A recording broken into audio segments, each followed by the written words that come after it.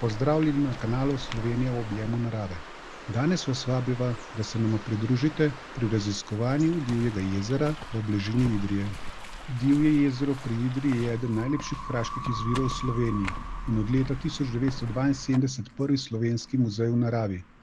To skrivnostno jezero leži približno 2 km južno od mesta Idrija in je zavarovano kot naravni spomenik.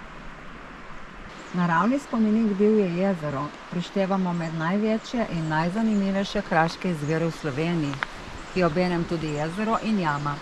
Urejen je kot prvi muzej v naravi, leži pod prepadnimi stenami Črnovrške planote na začetku soteske Strug. Voda priteka iz strmo spuščajočega se potopljenega jamskega rova, ki so ga potapljači doslej raziskali do globine 160 metrov. Ob suši se voda stisne v jezerce pod mogočno skalno steno, ob visokih vodah pa jezero bruha veliko količino vode in pri tem oblikuje do 60 cm visok gobast klobuk.